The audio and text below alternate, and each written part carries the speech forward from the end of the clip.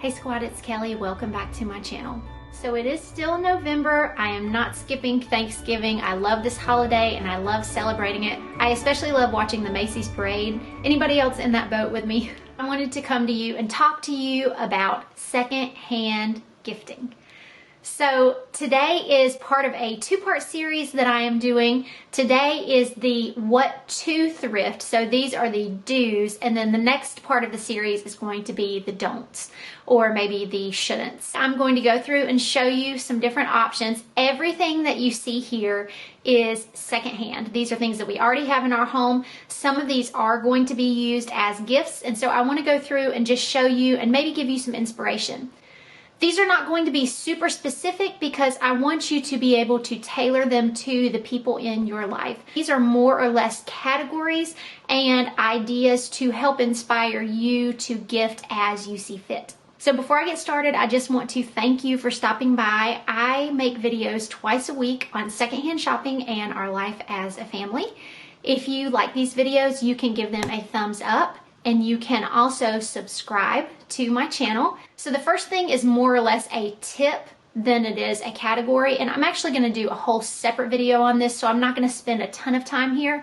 But that is just to simplify your gifting this season. And a big way that I am doing that, and I would just encourage you to think about that, is maybe simplifying your list in terms of people, in terms of how many items per person. Just maybe think about your list and the why behind it. Like I said, I'm going to do a whole separate video on that, so let's just leave that there. But maybe this can sort of get your wheels turning. So we have 5 different categories here for the secondhand gifts. The first one is books.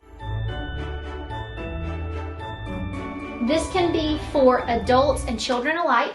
Thrift stores and yard sales are a great place to find books that are secondhand but are brand new, basically. You can find books that have had very little wear. You're obviously going to see some that have the crayon marks, that have the ripped pages, but for the most part, I have really good luck finding thrifted books for our family and then also to gift. One thing that I love to do is gift books that we have enjoyed as a family. So if I find children's books such as these at thrift stores or yard sales, this one was a yard sale and this one was thrift store, I go ahead and pick them up. At the most, I recommend spending $1 for books. A quarter is great, 50 cents is great. I never really spend over $1 for books. So I have those, and then for Abram this year, he really likes little critters books, and so I found this one just going to the dentist. I found this at a thrift store, and this will be part of his stocking stuffer / like small gifts for Christmas this year. Okay, toys. We all know that kids cycle through toys. Christmas sometimes just feels like toys, toys, toys everywhere. And you can completely go to opposite ends of the spectrum. You can overgift and have all of these toys where it just feels like too much for them to even absorb and play with. Or you can go the opposite direction and maybe say, like, we're just going to do experiences. We're just going to do no toys because I have plenty of toys.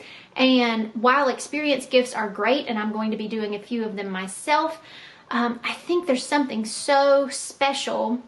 If we think back on our childhoods and if you celebrated Christmas, I think it's so special to think about opening gifts on Christmas. And there is something so special about having a physical gift to open. So if you are in the boat of being a parent or grandparent or an aunt or an uncle and you want to gift something, but you don't have a lot of money, go to a yard sale, go to a thrift store. Every single one of these toys behind me were either thrift finds or yard sales. I think the most I paid of all of these items was $3 for the barn. I was actually going to try to resell it and I wasn't successful, so it just ended up being part of our collection.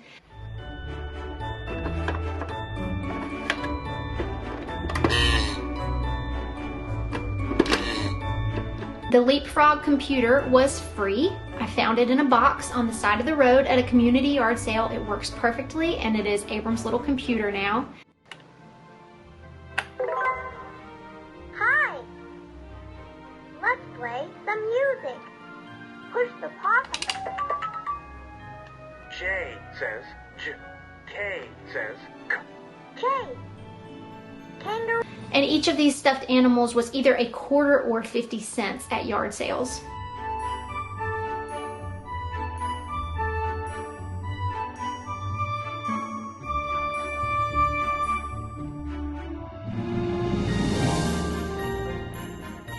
The Star Wars play pack I mentioned in my last video, that is going to be a stocking stuffer. And the Black & Decker jigsaw was, I believe, $2 at a yard sale, and it was still new in the packaging. All right, the next category is kitchenware / home decor.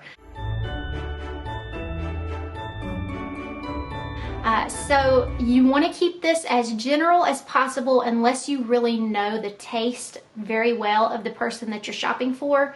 But anything that is neutral, that could be used for multiple seasons, that could kind of transcend over multiple styles, I would say would be a great thrifted or secondhand Christmas present. Each one of these items was found at our local thrift store, and you could even pair these with something that you make yourself. You know, I've seen pairings before where you take a pretty plate and then put like a bagged cookie mix on top. You could do something like that. Or simply just the plate on its own with a nice, thoughtful, handwritten note, I think is really such a lovely gift. This is another one that was found at a thrift store. It was a cutting board and it had some designs on it that I didn't really care for, and so I just took a sander and sanded that off. So you could do so many things with this, and there again, it is generic enough that it could fit multiple different styles and be a nice little decor piece. So the next one would be unique packaging. So as you think about packaging up your gifts, maybe packaging up things that you have made, maybe thinking about homemade treats, you can find always at thrift stores, especially if your thrift store has a Christmas section, you can find these little treat boxes. So I've got two here from our local thrift store, and I have one from a yard sale. I think the most expensive one was 50 cents. I think they were each 50 cents.